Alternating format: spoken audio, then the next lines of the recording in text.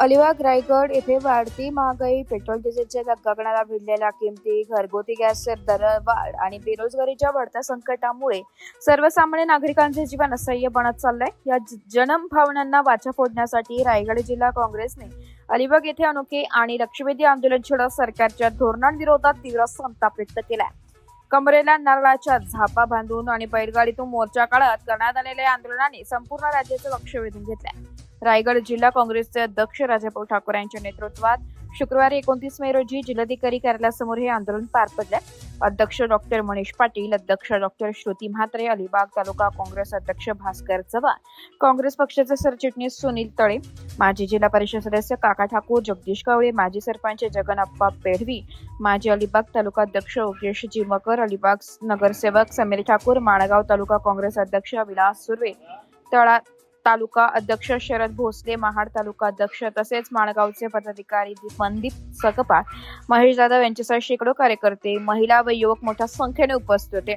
सरकारचे लक्ष वेधण्यासाठी काही आंदोलनकर्त्यांनी कमरेला नारळाच्या झापा बांधल्या तर बैलगाडीतून बसून महागाई विरोधातील संताप व्यक्त केलाय.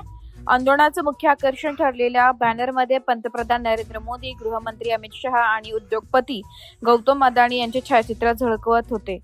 वहारे भाजपा सरकार असा अपुरोधिक संदेश देत पेट्रोल, डिझेल, गॅस, रोजगार, शिक्षण व आरोग्य सेवेच्या प्रश्नांवर सरकारला धारेवर धरलाय. काही दिवसापूर्वी देशात घोषणा आली होती, चौकीदार चोर आहे. मी आज पुन्हा सांगेन, चौकीदार ही चोर आहे. त्याच्यामुळंच हे लोकांना परिस्थिती भोगायला लागलेली आहे की ज्यावेळी लोकांना त्यांनी राहत द्यायची होती त्यावेळी यांनी मौज मजा केली. यांच्या व्यापारी मित्रांना कर्जमुक्त केले, त्यांचे लोन माफ केले. त्याचा आज फटका म्हणून आम्हाला सामान्य माणसाला भोगायला होतो. आज जेव्हा या जागतिक युद्धामध्ये देशांनी सामान्य लोकांना सांभाळायचे वेळ आले त्यावेळी हे सरकार लोकांच्या खिशात हात घालून लोकांच्या संसारातून त्यांचं अन्न, त्यांचं जेवण यांच्यातून त्यांनी लोकांनी बळी द्यावा आणि यांचे खिसे भरावे अशी अपेक्षा मागच्या 15 दिवसापूर्वी मोदी साहेबांनी केली असेल. तुम्ही तेल कमी खावा, तुम्ही प्रवास पायी करा, सायकलनं. मग ही प्रगती कोणासाठी आहे? केवळ 8,000 कोटीचं विमान फिरवण्याची प्रगती आहे का ही? आम्हाला ह्या देशाने आम्हाला नागरिक हक्क दिलेला आहे. नागरिक हक्काच्या माध्यमातून आम्ही देशाचे सहभागी आहोत, या देशाच्या नफ्यामध्ये सहभागी आहोत. आम्हाला ह्या देशाने प्रगती का शिकवलेली आहे? भाजप सरकारने गेल्या 2014 पासून आम्हाला अधोगतीने घेऊन चाललेलं आहे. आणि आज जो राजा भाऊने वेश परिधान केलेला आहे हे त्या द्योतक आहे की आम्ही आता पुन्हा जंगलाकडे जायला लागलो. आम्ही आमच्या गावात, आमच्या आजूबाजूच्या गावांना, सगळ्या गावाच्या भगिनींना सूचना दिलेल्या आहेत की आपली ज्या पावसाळ्यासाठी सिलेंडर मिळण्याची खात्री नाही, आपली लाकडं काय गोळा करून साठवून ठेवा. पावसाळ्यामध्ये काय तुमच्यावर वेळ येईल सांगता येत नाही.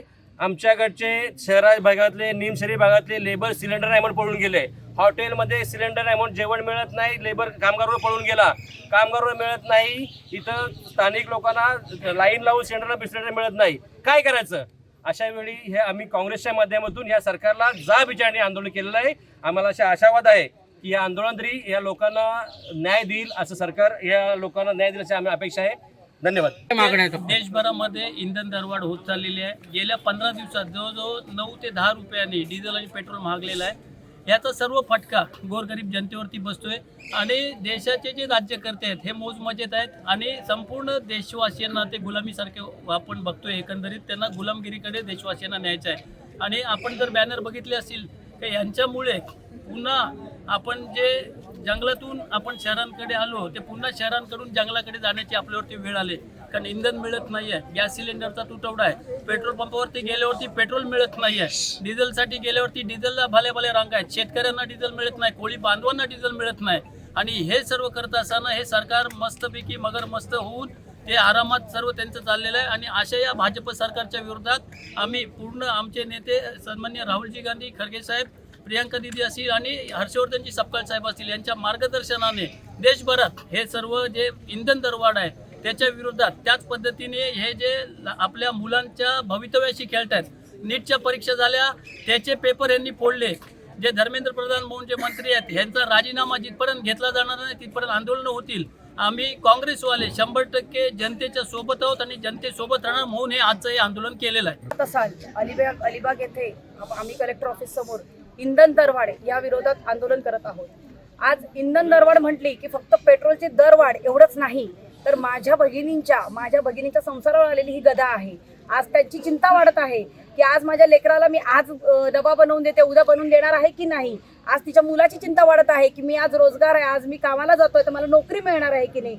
मग तिला नवऱ्याची चिंता लागलेली आहे की माझा नवरा आज कामाला जातोय, त्याला पूर्ण पगार मिळणार आहे की नाही. आज माझी भगिनी ही घर संसाराच्या विळख्यातनं स्वतःचा ताण सोडून आता मोदीजींचा ताण घेतात आहे की सकाळी 8 वाजता उठून कुठची दरवाढ करेल, कोणाला मेलोडी देईल आणि कुठे आमच्याकडे लक्ष जाईल. आज तिच्या चिमुडीच्या मुखातला मेलोडी काढून जर ते इटलीपर्यंत जर मेलोडी जात असेल आणि माझ्या भगिनींच्या प्रश्नांच्या, माझ्या कामगारांच्या प्रश्नांच्या, माझ्या शेतकऱ्यांच्या प्रश्नांच्या, माझ्या बंधूंच्या, माझ्या युवकांच्या प्रश्नांना जर बगल देत असून मोदीजी या इंधन दरवाढीबद्दल गांभीर्याने ते लक्ष देत नसतील तर त्या गोष्टीचा आम्ही जाहीर निषेध करतोय.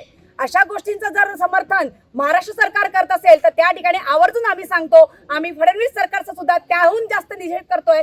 कारण का आज महाराष्ट्र हे औद्योगिकरणाचं क्षेत्र आहे. अशा ठिकाणी जर बाहेरून येणाऱ्या कामगाराला जर गॅस मिळत नसेल तर तो पोटा पाण्यासाठी काय करेल, तो पुन्हा एकदा जाईल. आज आपण पाहिलं या ठिकाणी माझे 2 बंधू राजाभाऊ आणि डॉक्टर मनीष यांनी सांगितलेलं आहे की आज आपलं युग हे प्रगत युगाकडे न जाता अश्मयुगाकडे जात आहे. आणि अशा वेळेला जर अशा पद्धतीची प्रगती जर मोदी सकाळी 8 वाजता मन की बात सांगत असेल तर मला त्या गोष्टीचा खेद वाटतो की माझ्या महिला भगिनींच्या, माझ्या कामगारांच्या, माझ्या युवकांच्या मनातली गोष्ट जर ते ऐकत नसतील तर मी आपल्या सर्वांच्या माध्यमातून आवाहन करते की सर्वांनी त्यांच्या मन की बातचा जाहीर निषेध केला पाहिजे. आपल्या माध्यमातून एवढंच सांगते की मोदीजी जागे व्हा, जनता तुम्हाला सोडणार नाही. आणि फडणवीस सरकारला एवढंच सांगेन की महाराष्ट्रातली जनता ही सजग आहे आणि जागरूक आहे. एस मराठी न्यूज साठी कोकण विभागीय संपादक निलेश लोखंडे, महाड.